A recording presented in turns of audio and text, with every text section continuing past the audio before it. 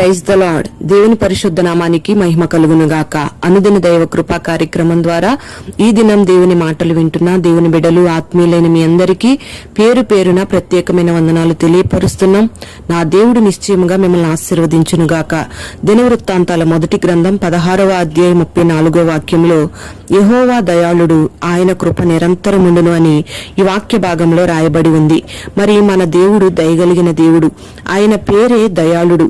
మనుష్యులు ఎవరైనా కొంచెం మన ఎడల దయ చూపిస్తే వారి దయను బట్టి మనం ఎంతగానో సంబరపడిపోతా ఉంటాం. కానీ వారి దయ కొద్ది కాలం మాత్రమే ఉంటుంది.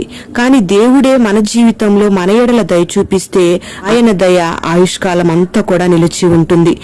ఆయన మన ఎడల దయ చూపిస్తే మన పాపాలన్నీ కూడా క్షమించబడతాయి. ఆయన మన ఎడల దయ చూపితే మన రోగాలన్నీ కుదర్చబడతాయి.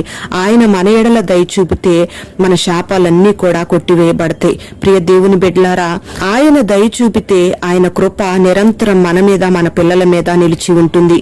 మరి మనం ఇబ్బందుల్లో ఉన్నప్పుడు, బలహీనతల్లో ఉన్నప్పుడు, కృంగిన పరిస్థితుల్లో ఉన్నప్పుడు, నష్ట సమయంలో ఉన్నప్పుడు మనుషులందరూ ఏమంటారంటే, మన మీద దయ చూపకపోగా వీళ్ళు ఏం పాపం చేశారో, ఇలా జరగాల్సిందే అని మన మీద పగ తీర్చుకోవాలని చూస్తారు. ప్రియ దేవుని బిడ్డలారా, మరి మన యేసయ్య ఎంతటి దయగలిగిన వాడంటే, పాపంలో పట్టబడిన ఒక స్త్రీని ధర్మశాస్త్రం ప్రకారం రాళ్లతో కొట్టి చంపాలి అని ఆనాడు ప్రజలందరూ కూడా ఆమెను యేసయ్య దగ్గరకు తీసుకుని వచ్చినప్పుడు యేసయ్య ఆమెను శిక్షించకుండా వాళ్ల నోళ్లు మూయించేటట్లుగా, మీలో పాపం లేనివాడు మొదట ఈమె మీద రాయి వేయండి అని చెప్పినప్పుడు వాళ్ళందరూ కూడా ఆమెను శిక్షించకుండా వెళ్లిపోయారు. అలాగే యేసయ్య కూడా ఆమె ఎడల దయ చూపించి, అమ్మా నేను కూడా నిన్ను శిక్షించను అని ఆమె పాపాలన్నిటినీ క్షమించి, నీ పాపాలు క్షమించబడ్డాయి అని చెప్పి ఆమెను ఇక ఎన్నడూ నువ్వు పాపం చేయొద్దు అని హెచ్చరించి దేవుడు ఆమెను హక్కున చేర్చుకున్నాడు. ప్రియ దేవుని బిడ్డలారా, గమనించాలి, ఆయన ఎంతటి దయగలిగిన దేవుడంటే, మనుషులందరూ కూడా ఆ పాపాత్మురాలైన స్త్రీని శిక్షించాలని చూసిన మన యేసయ్య మాత్రం ఆమె ఎడల దయ చూపించి ఆమె పాపాలను క్షమించి ఆమెను శిక్షించకుండా వదిలిపెట్టాడు. ఎందుకంటే మనము ఆయన చేతులతో నిర్మించుకున్న వారం, ఆయన ద్వారా రూపించబడిన వారం, ఆయన రూపంలో ఉన్నవారం. అందుకే మనము కూడా ఆయన సారూప్యతలోకి వచ్చి ఆయన వలె మార్చబడాలని, ఆయన మహిమ ఎదుట మనల్ని నిలవబెట్టుకోవాలని మన పాపాలన్నిటినీ క్షమిస్తూ ఉన్నాడు. మన ఎడల జాలి చేసుకుని మన ఎడల దయ చూపిస్తూ ఉన్నాడు.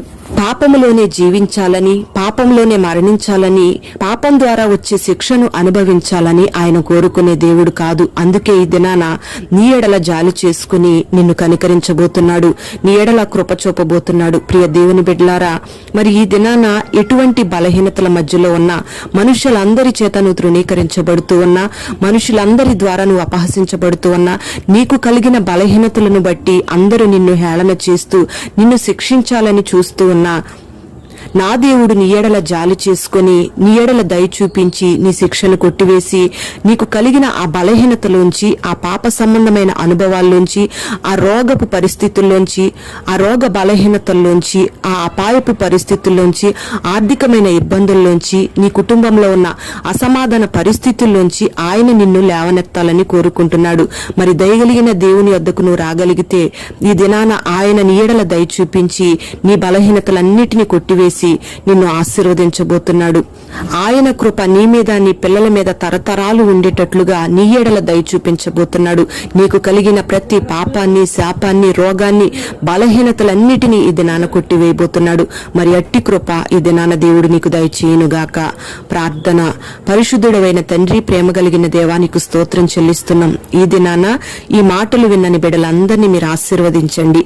దయగలిగిన దేవునిగా మా కొరకు దిగి వచ్చిన గొప్ప దేవుడవు, మా పాపాలన్నిటినీ క్షమించుటకు సమర్థుడవు, మా రోగాలన్నిటినీ భరించుటకు శక్తి కలిగిన దేవుడవు, మా శాపాలన్నీ కొట్టివేయుటకు సమర్థుడవు. ప్రభువా, ఈ మాటలు విన్నని బిడ్డల జీవితాల్లో ఏ బలహీనతలను బట్టి, ఏ పాప సంబంధమైన అనుభవాలను బట్టి, ఏ రోగాలను బట్టి, ఏ అప్పుల సమస్యలను బట్టి నీ బిడ్డలు కృంగిపోతూ ప్రజల మధ్యలో అపహసించబడుతూ, నిందించబడుతూ, హేళన చేయబడుతూ ఉన్నారు. నీ బిడ్డలందరినీ ఒక్కసారి మీరు జ్ఞాపకం చేసుకుని కలిగిన ఆ బలహీనత నుంచి మీరు లేవనెత్తి నీ బిడ్డలందరినీ మీరు క్షమించి హిమ ఎదుట నిలబడుటకు శక్తి కలిగిన వారిగా మీరు మార్చండి. మీరు దయ చూపించి నీ బిడ్డలను క్షమించి ఆశీర్వదించి నీ కృపను కుటుంబాలకు, నీ బిడ్డలకు, బిడ్డల తరతరాలకు నిరంతరము మీరు అనుగ్రహించి మహిమ మీరు పొందుకుని నీ బిడ్డలను ఆశీర్వదించమని యేసు నామములో అడుగుచున్నాము తండ్రి. ఆమేన్.